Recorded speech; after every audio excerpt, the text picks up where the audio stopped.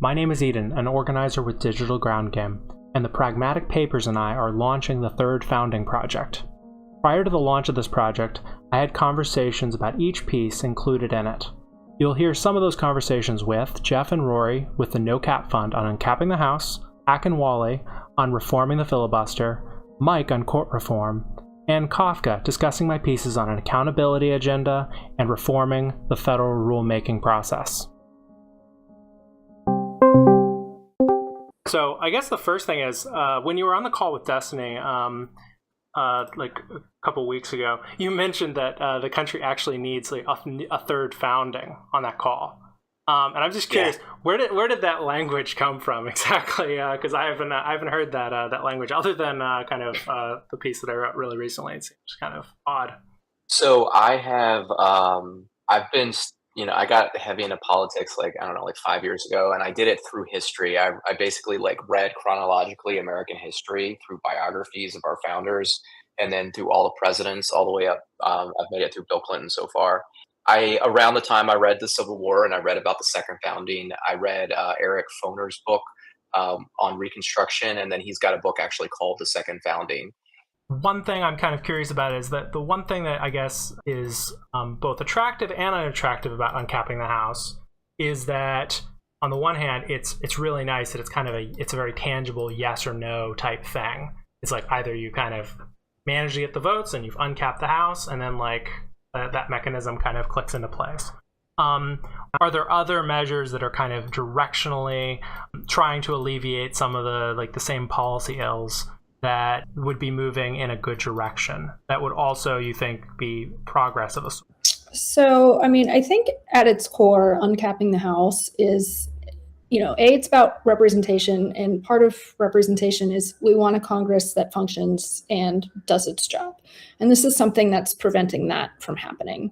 There's a document put out by the Brennan Center just last week that Jeff and I have been talking about a lot that proposes 8 congressional reforms, and it's actually a point that they make in the document that Uncapping the House will work best, in conjunction with some other reforms. And, they touch on the same things that Jeff was talking about earlier. One of those is campaign finance reform, the manner in which we elect people. If you're going to have these astronomical sums of money and no one knows where they come from, you're oftentimes fixing the outcome, from the beginning. One of the things that gets brought up a lot in the context of conversations about Uncapping the House is also the concept of proportional representation. Some people are likewise very passionate about that. I think that one is, as I was talking about earlier, a little bit more abstract and difficult for people to understand, but it is part of the conversation. There are things to try to combat partisan gerrymandering, as we were talking about. Other things that are part of this conversation are things like age limits, term limits. Increasing of the staffing and the kind of the power of House offices. That might be like another directional thing that might be use. I don't know what your thoughts are on that, just briefly. Yeah, so, that's really interesting because there's 2 things there that I would bring up. Really fabulous book, if you haven't read it, is The Broken Branch by Thomas Mann and Norm Ornstein. And Norm, they were both with AEI at one time. I don't think that they are anymore, but Norm Ornstein has also written about, Uncapping the House specifically, but they kind of go through the institutional history of Congress. And so, one thing is that Congress used to regularly have modernization committees. Like, they recognized that the nation was rapidly changing, and they would update their committee structure to account for that.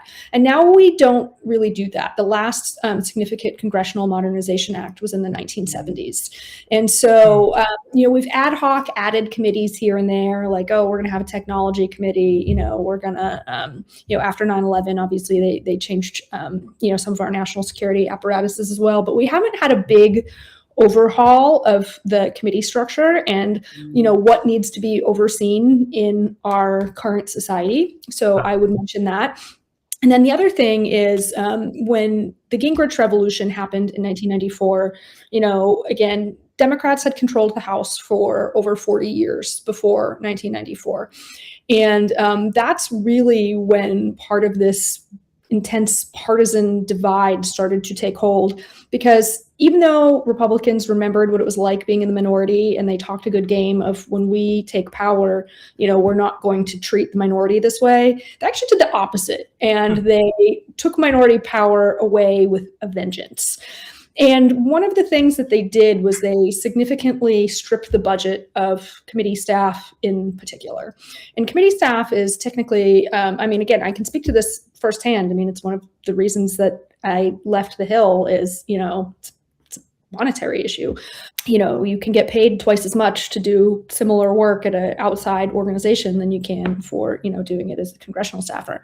And particularly on the Republican side, you have House members who pride themselves on not paying their staff and having less staff, being like, look at me, I'm saving the government money. I gave part of my, the budget allocated to my office, I gave a percentage of it back. And this is absolutely crazy, considering that that's budget for your district, and you're saving the entire country a few pennies per district. It's just, the math makes absolutely no sense if you're thinking about that from the standpoint of a representative. New issue, another thing kind of in that more the representation aspect of things. Is the recent assault on the Voting Rights Act. And kind of, I guess, one thing is that it seems like the no cap effort might be helpful in making it a little bit less plausible and possible to, totally eradicate the representation of large black cities, for example, and things like that. That it would be very challenging to do that with a larger house that has more reasonable districts. Or I don't know your thoughts on that, of whether no cap, how complementary or would uncapping the House have any impact on that issue, or do you think that's something that would need entirely different solution? No.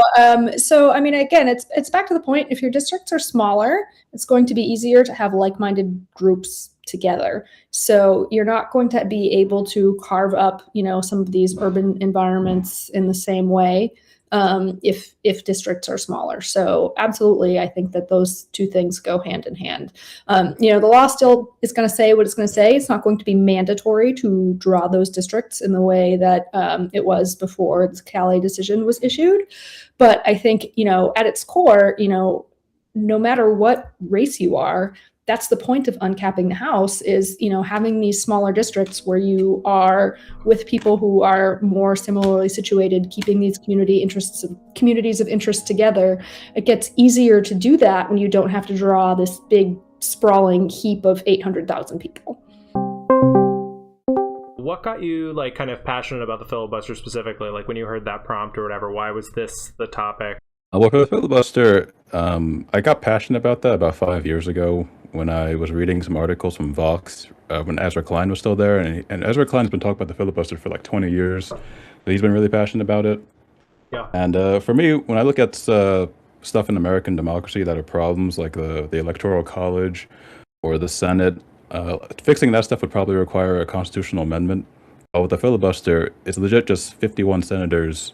You can fix this at any time. It's a really easy fix, and I think it would just drastically improve our democracy and put us in the same level as other democracies. Because if I'm not mistaken, I think the United States is the only country where you need a supermajority just to pass routine legislation. I think I remember back to similar to a journey of yours.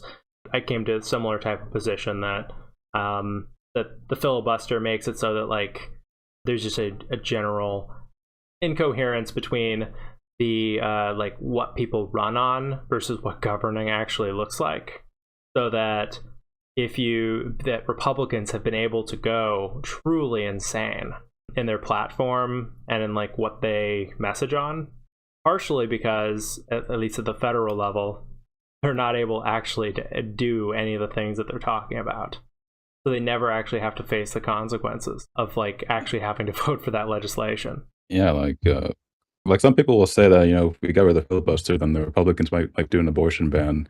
But I'm if they want to do an abortion ban, God bless them. We'll just see how that works out for them in the next election. Yeah, and we'll overturn that thing. Yeah, absolutely. Let them catch the car, for sure. So I think probably your ideas of having it so that it retains its original purpose of like ensuring debate? I mean, like I like the idea of debating. Although I want to point out that I didn't get into this in the piece because I didn't have space for it. But Yeah.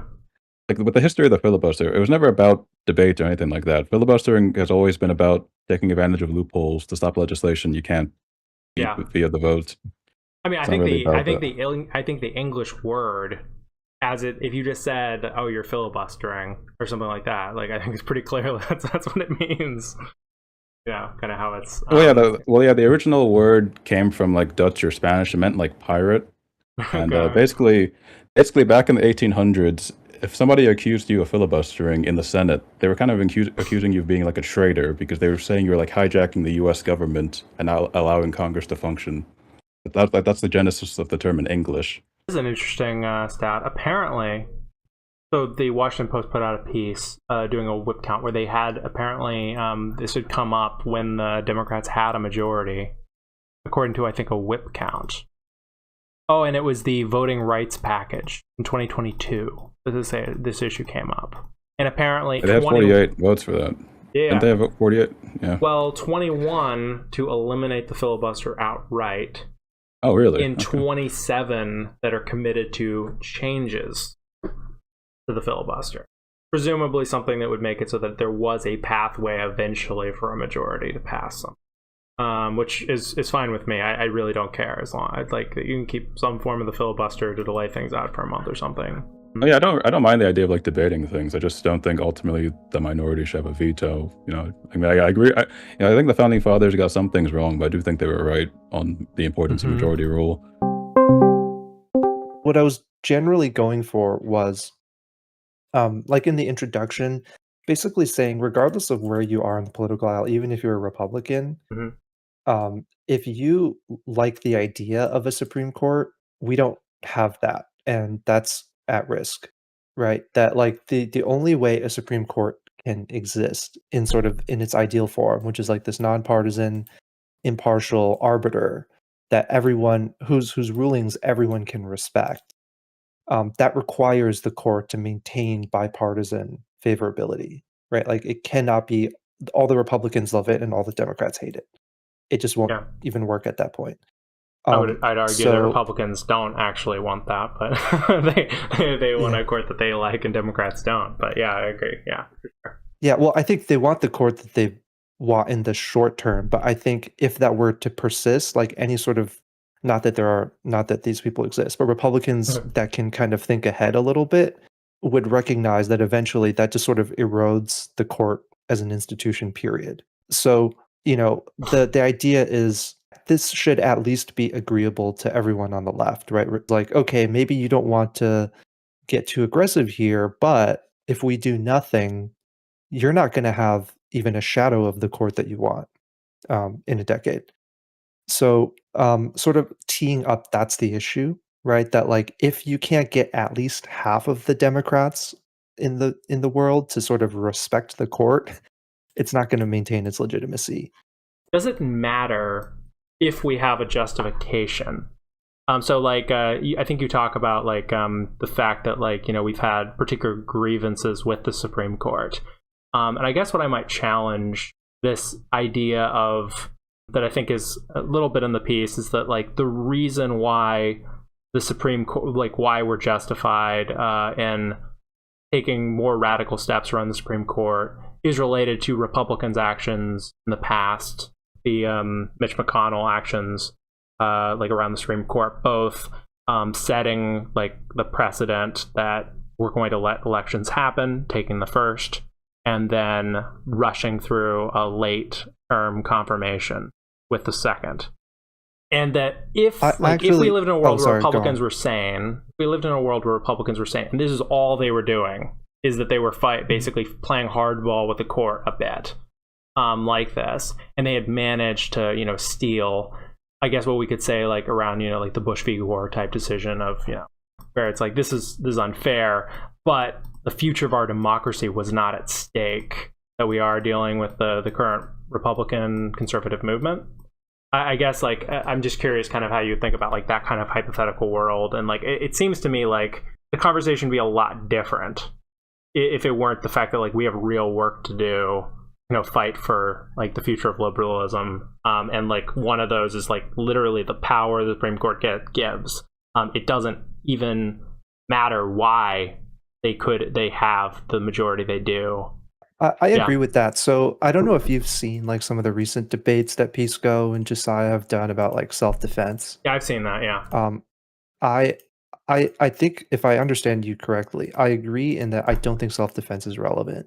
Yeah. Meaning, if let's say Mitch McConnell didn't do anything, norm violating, pure chance they had managed to get themselves a 6-3 majority. Yeah, I think we should still do that. Liberals do need to have a resoluteness about the fact that if whatever consensus we're able to arrive at from within Congress, that if the court chooses to get in the way of that, that will basically kind of further justify kind of that need base. So in like one sense, we might end up with like Supreme Court reform doing something relatively mild is the only thing that we're able to do, something like term limits or something like that, which I think will send a message for sure. And to the broader population that like what has happened to this point is unacceptable. But if the court chooses at that point to try to override the will of the righteous anger that obviously is going to come their way to some degree, then like that will provide further motivation. I don't think there's a way of totally avoiding that, but I think that it's not quite partisan. I wouldn't describe it as like pure power politics in that way necessarily. It doesn't feel that way to me. I don't know if you see the distinction of what I'm kind of saying versus that of like kind of whatever we could get away with kind of thing. Yeah, I think what I'll do is at the because I have that paragraph where I sort of go through why the conservative majority of the court is both unprincipled and sort of unprecedented in its partisan rulings. I think after that I have a footnote about the birthright citizenship case as well. But because I was thinking about basically going further and saying this court would stop like even reasonable democratic, like if the Democrats managed to regain control of both chambers of Congress, the presidency, this court would step in the way of something that has political appeal. And I didn't really want to eat my words if the Supreme Court rules against Trump on birthright citizenship. Which I think they probably will, to be fair. That's not the kind of thing that necessarily. I view it as it's much more likely that they will be incredibly antagonistic to a democratic agenda than that they are like super wild about everything Trump is doing. Yeah, I'll think about ways to sort of bolster that point then, because I guess what we're trying to say is like the court as it is not tenable to keep it the way it is. I list a bunch of cases and sort of explain why they're both contradictory and unprincipled. Not just like the outcomes are bad, but that like the justification, it's motivated reasoning behind all of them. So I'll go a little bit further and say that prospectively, right, this court will continue to apply that type of motivated reasoning, even if the Democrats were to, win in Congress. Yeah, I follow some of the law professors that are like originalists. Like one of the ones I follow is a Scalia clerk, and he is like increasingly like I remember at the beginning of even like 2024, he was like kind of a defender, like he was a good faith guy, but he was like, well, maybe the court's trying to be reasonable and they're trying to like here's some like reasonable arguments for why they do what they do. But at this point, I think it was the VRA, Louisiana v. Calais, where he's like, okay, yeah, like I can't really defend this anymore. Public corruption and traitors of democracy. So this one, I think it's the way that you go into it is good. The first two sections where like there has to be some address and kind of validation of the righteous anger. And I think something that I think is good here is that I don't think there's a lot of saying like, and we need to temper it and get over it, right? Yeah, no. Because I think there's a resignation to the fact. There's a resignation to the fact that it will not feel like justice. It may not feel like full justice. Obviously, we can aspire to that, but and the deal is that it, even if there was like most courtroom justice doesn't feel like justice either, right? Because if my child was murdered and we put that guy in jail or even sentenced him to death, I don't get my child back, right? So like justice naturally is not going to put you back to where you were, especially in the case of these kinds of crimes. And it should be more, and I think you're doing this right in here of, we aren't righteously angry and therefore that's why we're going to go and violently kill a bunch of people. It's that righteous anger needs to be channeled into political will and political capital to then make changes so that it doesn't happen again, and to hold as many people accountable as we can, but as part of that process. But the anger needs to be channeled in a way so that we can put in an emoluments execution, or the section 3 of the 14th Amendment execution. Yeah, and they're a little bit separate mechanisms. I mean, I kind of point out, like, I mean, Congress is the natural vehicle for that. Like, they can find out the truth. They can bring out, like, kind of the full like power of the state down on you, but only in the way that you're still protected by, like, process, like, elsewhere. And so we should definitely do that. But then, like, separate from that is the implementation of some areas of our Constitution that, to this point in our history, have kind of been left to good faith to a much greater extent. Yes. But obviously, we can't count on that now. The problem is that right now, a lot of people are really afraid to codify everything and make this gigantic, unwieldy law book that is just so hard to do. But the problem is, the other side of that is that we have one that's so flimsy, that so relies on norms, that it can very, very easily be abused by bad actors. That's not to say that, like, a large law book can't be abused by bad actors, but by having things more specifically codified, right, it's easier to see bad actors earlier on, and it makes it harder for them to hide behind these norms and this good faith stuff. If instead, no, I don't care about good faith or not. There's a specific intentional process that you have to follow, and if you don't follow it, I don't care if you're good faith or bad faith, it's wrong and you can't do it. And so in those cases, then I don't have to worry, I don't have to think like, oh, I hope the public gets offended enough to vote this guy out of office. No, I don't need to worry about the public's opinion about some guy violating a norm that nobody actually knows about, right? Yeah, and the really cool thing about the Section 3 of the 14th Amendment and the emoluments clause is that's already law. So it doesn't get into the issue of retroactive, like the fact that, like, if we wanted to pass a bunch of new criminal statutes to try to punish the Trump administration for things that were norm violations, that's not an avenue that we could effectively go down. Of course, I'm sure they've committed a ton of crimes, and we should find every single one of them and make sure that people are held accountable for them, even if they're loosely related to the thing we're actually mad at them about. But at the same time, like, emoluments, like, that's already in the Constitution. It was very clearly there, like, at the time. They're just it's just a matter that we need to create some mechanism potentially to act on it. But the fact that Trump has received tremendous wealth from overseas through various dealings, through cryptocurrency, through other things like that or whatever, those were already illegal, like, in law. It just was not, like, there wasn't a mechanism to, like, how was that going to be brought about. And similarly to participating in insurrection, supporting insurrection. Big deal with it is that, like, I think it's fine that we have agencies promulgating rules that have been delegated by Congress.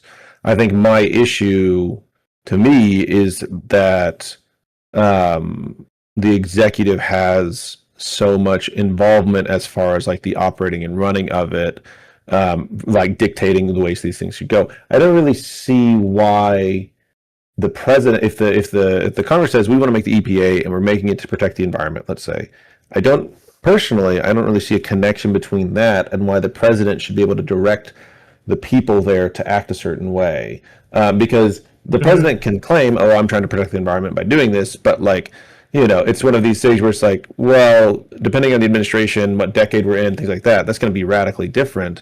So I'm not sure, to me, why these agencies should exist that they just kind of spin them out, shoot them off, and then the legislature doesn't really ever interact with them again. That's kind of how a lot of it feels, other than to say like, oh, we're going to approve or not approve people you appoint to it. Well, that's like the smallest amount of interaction they can have, right? Well, that's one of the things that so first, I'd say like the legal regime at the Supreme Court that we've seen, and so there is a piece talking about like reforming the Supreme Court and things. I do think that we have to think about like executive reform in the context of like what is the law now, and so I do think that it is now established that we cannot count on, even if you were to like try to strengthen the appointment process and things like that or whatever, ultimately it has now been determined that the president can just meddle in these agencies. Even things where Congress took a great deal of care to try to make them special independent, not just, agency norms. There's obviously a tremendous amount of interference that's now possible. So I think that one thing I try to get into the piece is to like clarify that Congress has actually been considerably more involved in its oversight role historically, maybe not in the last decade or so, or maybe, but they have been more involved than is often appreciated, because they have the power basically to strike down and basically interfere with like what an executive agency is doing. They retained that power when they created these agencies. So the agency has to put something on the Federal Register, and then there's like a public commenting period, and then to be able to do something, and then once they do that, they put out their final rule, they start going about it, and during that process, Congress also has the power to either like leave comment, they can actually strike down like what is being proposed by a department. And because of this, what actually happens is a lot of these oversight hearings and a lot of these conversations not on the floor, but like with just congressperson to or senator to like agency head in like their oversight role, is basically like, hey, what kinds of things are you doing? I would like it maybe to be more like this for my concerns, things like that. And I am not going to be a big supporter of what you're doing otherwise. And it's kind of like if an agency head is at all competent, it would never pass a final rule that Congress would never do anything. So it's a little bit like the paradox where it's like, wow, federal juries really just never like acquit anybody. Damn. They're constantly winning all their cases. Like, are they check it all? And it's like, well, it's because usually, the feds, when they bring a case, they're like really, really sure. In this case, it's even more extreme than that, because there's really no public interest even to propose a rule that like is completely opposed by like all the committee members that you do oversight up to. But like what we've seen under the Trump administration, like recently, obviously, has been that like Trump has basically said like, Congress, you don't matter. I dare you to do anything that opposes me, and Congress is like completely abdicated any responsibility to the point that they're like, oh, you know what? We have to approve this thing in 90 days by the statute. Hey, let's just make the next year one day, like type things for the purposes of statutes and things like that. They've totally abdicated any bit of that responsibility. And I think that's kind of just to kind of close this out. I think that what you're talking about there is also where this kind of take back its power is important, where we need to be putting more responsibility and management of the government onto the legislature. I know the executive is supposed to run the government and do all these things. That's great. But so long as the legislature can abdicate and just throw things over to the executive, never to be seen again, that's where we see this power creep slowly drain away from the Congress. Like or very rapidly in this case. Yeah. Well, it's very slowly and then all at once, right? Yeah. Like we're just going to make these agencies, slowly make these agencies, and we're just going to create these things the president can do, and then we pass one or two things, we have one or two cases in the Supreme Court, and then boom, all of a sudden we've got this unitary executive who's just ramming everything he wants through. And yes, he's breaking all the rules, but since they've slowly been passing stuff and slowly creating norms rather than rules, now, oh shit, we thought we had this very strong structure, but actually a lot of it was based on good faith. A lot of it was based around things that have nothing to do with actually running the country, and has to do with them undermining it. So Yeah. I think that taking back the power is important, and I think a part of that is us saying we need the legislature to have more responsibility, because if they have more responsibility, it gives us explicit things we can hold them accountable for. Yeah. If something goes wrong right now, it's very easy to blame the president, and he has to suffer all the issues for it, and people in Congress can sit in the back and not have to worry about it.